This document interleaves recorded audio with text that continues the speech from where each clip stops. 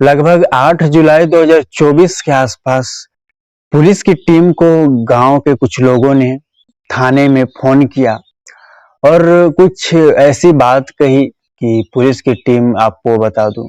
जिसके बाद दोस्तों बताया कि सर यहाँ पे ऐसे ऐसे घटना हो गई है, ऐसे ऐसे यहाँ पे बात हो गई है, आप यहाँ पे जल्दी से आ जाओ, हमें कुछ समझ नहीं आ रहा क्या करें।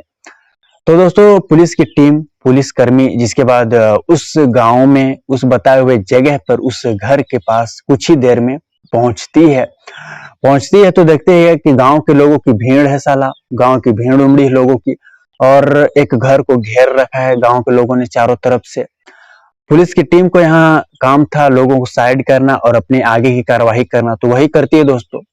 उस घर पर दोस्तों जा पहुंचती जहां इस घटना को अंजाम दिया गया, जहां यह घटना घटी थी।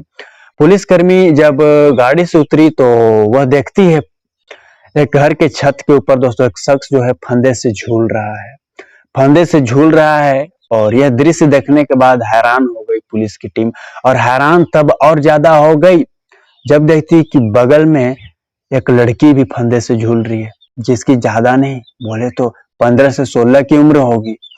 यानी एक बाप बेटी ने खुदकुशी कर ली। यह कहानी, ये घटना वाकई दोस्तों विचलित कर देगी आपको।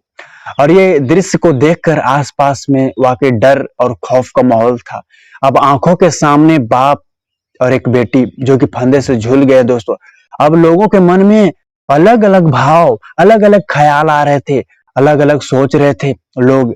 पुलिस की कर्मी भी सोच रहे थे कि इन लोगों ने ऐसा क्यों किया होगा, किस लिए किया होगा।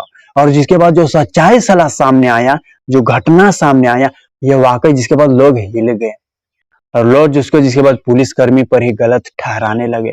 क्योंकि यहाँ पे दोस्तों पुलिसकर्मी हो चाहे फौजी हो चाहे कोई भी हो, ये दोस्तों लोगों की, पब्लिक के लिए सुरक्षा के लिए है, लेकिन इनकी लापरवाही की वजह से ये घटना को अंजाम दिया गया। कैसे दिया गया पूरी डिटेल निकालते हैं, कहानी तक चलते हैं।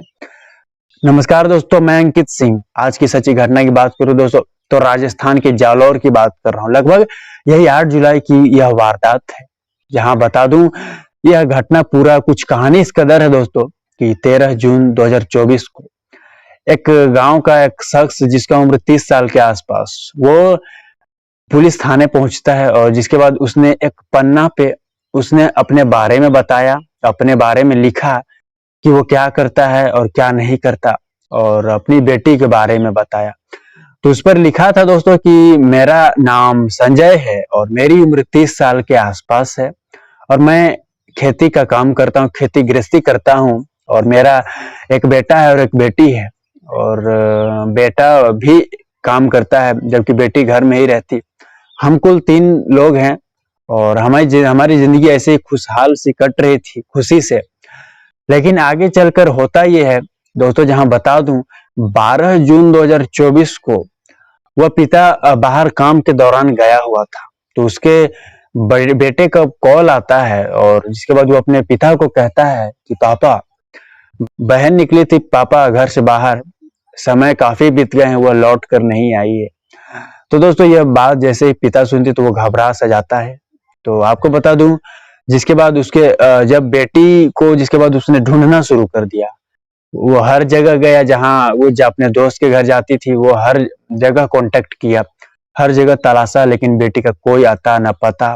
तो इधर लाचार पिता भी दोस्तों बेबस था, हैरान था, लाचार था, और भाई भी खोज रहा था अपनी बहन को, तो नहीं मिल रही थी।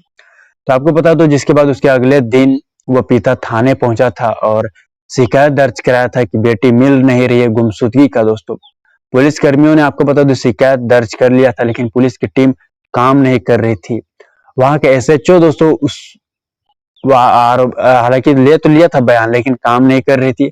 और इसी लापरवाही के चलते आपको बता दूं आगे उस शख्स ने कदम उठाया। आपको बता दूं जब पुलिसकर्मी दोस्तों तलाश नहीं कर रही थी, मतलब आगे कार्रवाई नहीं कर रही थी, तो पिता हैरान था उन लोगों की ऐसी हरकत पर, उन लोगों के ऐसे कारनामे पर।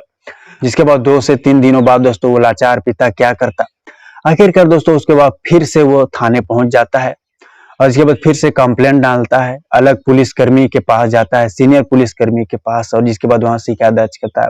बताता है कि बेटी 2 दिन हो गए, 3 दिन हो गए, अभी तक वो घर से निकली थी, जिसके बाद वो लौटी नहीं।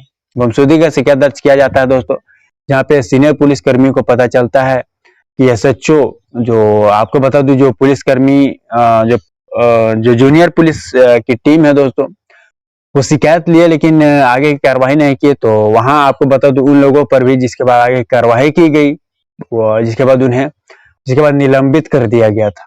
तो यहाँ बता दूं पुलिस की लापरवाही की वजह से भी इन बाप बेटी ने कदम उठाया बाद में, जिसके बाद बेटी जो है वो घर वापस आ जाती है। घर वापस आने के बाद दोस्तों आपको बता दूं वो रोते हुए अपनी कहानी बताई और घटना के बारे में बता दिया। वो कहती है कि गांव के ही 2-4 लड़कों ने मुझे अगवा कर ले गया था और मुझे मेरे साथ जोर जबरदस्ती की, यानी दोस्तों लड़की के साथ गैंगरेप की घटना को अंजाम दिया गया था। तब से पिता और बेटी दहशत में थे और दहशत में और ज्यादा तब आ गए थे जब आरोपी उनके घर पर घुसकर रात के करीब 12 बजे धमकी दिया था कि आगे अगर तुम जाओगे कंप्लेन लेके और आगे तो जान से मार दूंगा। तो वे 3 से 4 आरोपी थे दोस्तों, जहां आपको बता दूं 6 जुलाई 2024 के आसपास उन्हें धमकी मिला।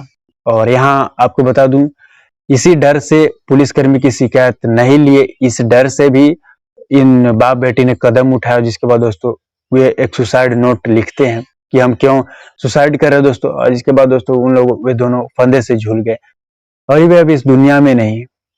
तो पुलिस की लापरवाही दोस्तों और उन लोगों का डर की वजह से इन बाप बेटी ने कदम उठाया था। तो ये राजस्थान की घटना है दोस्तों, राजस्थान के नागौर के एक गांव में यह वारदात हुई, जहां पे एक पिता और बेटी इस दुनिया में नहीं। तो इस घटना को आप किस तरह देखते हो दोस्तों, और आप इस घटना के बारे में क्या सोचते हैं? ऐसे आरोपियों की सजा क्या बनी? आप अपनी राय जरूर दो दोस्तों। अभी के लिए इतना ही, अगली से फिर मुलाकात।